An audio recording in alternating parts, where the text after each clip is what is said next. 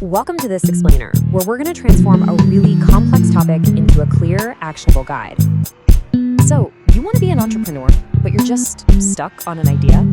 Look, if that's you, you're definitely not alone. So many aspiring founders get hung up right at this first step. But here's the thing. What if finding a great business idea isn't about some random flash of brilliance? What if it's actually a process, a skill that you can learn and develop? Well, it is. And that journey, from just a tiny spark of an idea to a business that's actually thriving, it isn't magic. It really is a playbook. So today, we're going to walk you through that exact playbook. We've taken all this expert advice from some of the top business minds out there and boiled it down into a simple 4-part journey for founders. We're going to take you all the way from that first spark to actually getting investment. All right, let's dive in. Part 1, the spark. This is all about finding your startup idea. And the first step, obviously, is generating the idea. But here's the good news. You don't have to just sit around and wait for lightning to strike.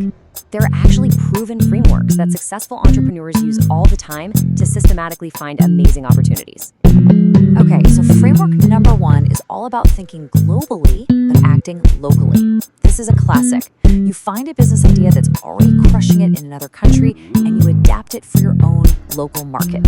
A perfect example of this? Afterpay. You know, the whole buy now, pay later thing?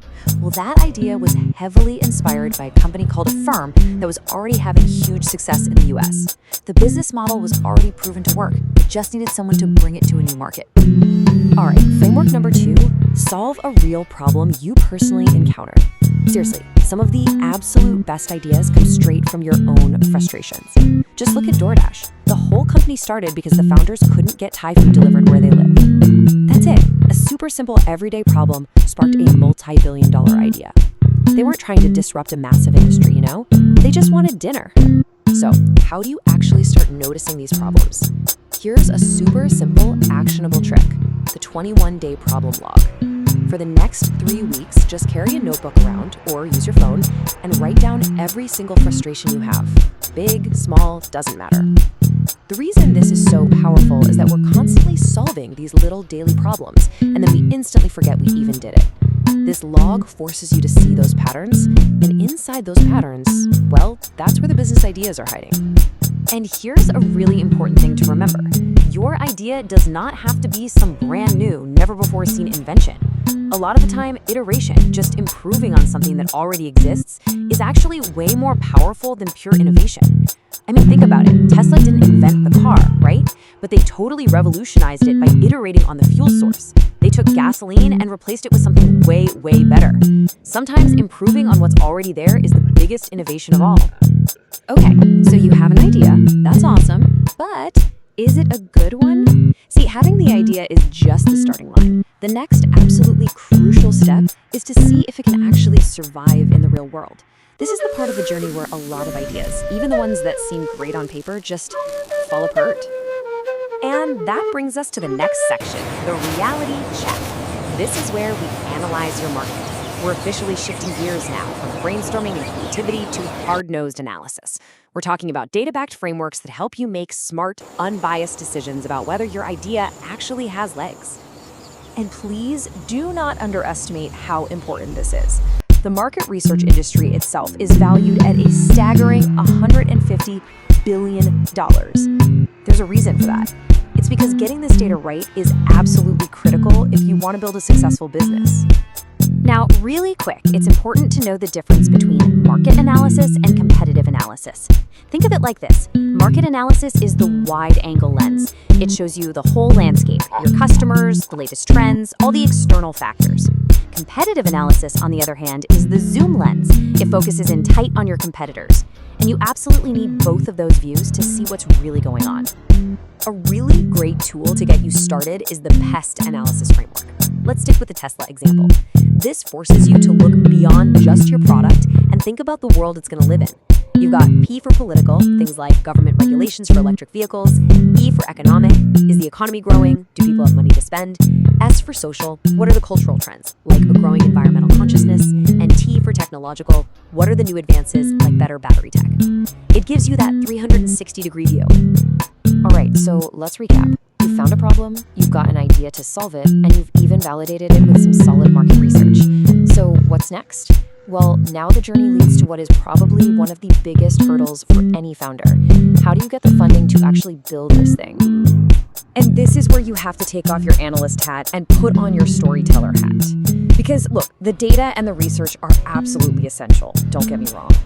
But it's the story you tell, a really compelling narrative. That's going to capture an investor's attention and actually make them believe in what you're building. There's this great quote from an expert on the Forbes Business Council that just nails it. To draw investors, master storytelling. And they say to look at Apple's ads as a model. I mean, think about it. Apple doesn't just sell you a phone. They sell you a story, a feeling, and an entire identity. That's what you need to do. You have to transform your business plan from just a bunch of dry facts into something that's truly memorable and engaging. Now, of course, your story has to be backed up by some serious substance. You can't just have fluff. Investors are going to be looking for these key things in your pitch. You need a super clear value proposition, realistic financial projections, a team that can actually get it done, and proof that people want what you're selling. You really have to have all these boxes checked to show them you've done the work. But above all else, investors want proof. They live by the motto, show, don't tell. And honestly, the most powerful way to make your case isn't with a fancy slide deck, it's with action. They want to see real-world traction.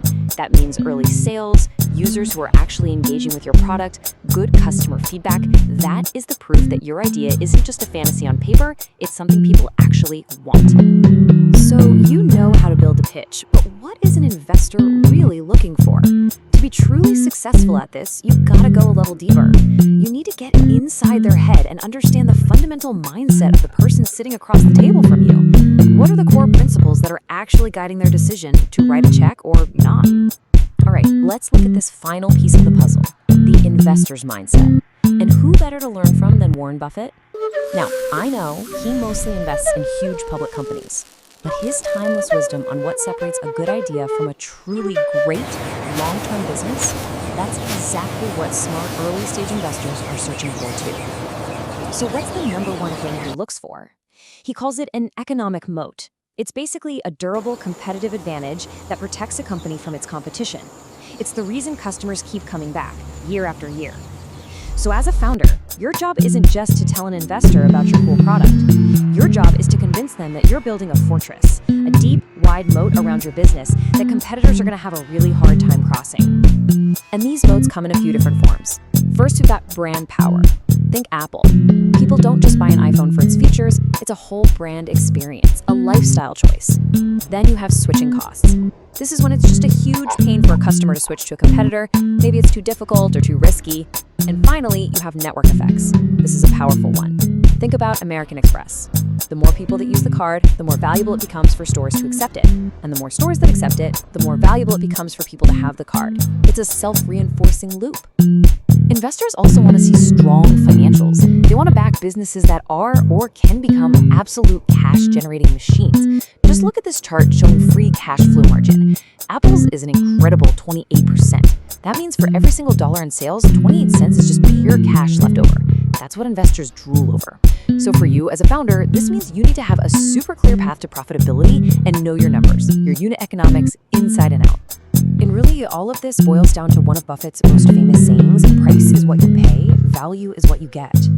An investor isn't just looking at the price of your company today, they're betting on the long-term value that you're creating. So the real question you have to answer is this: can you convince them that the true value of your business is going to be way, way higher than the price they're paying to get in now?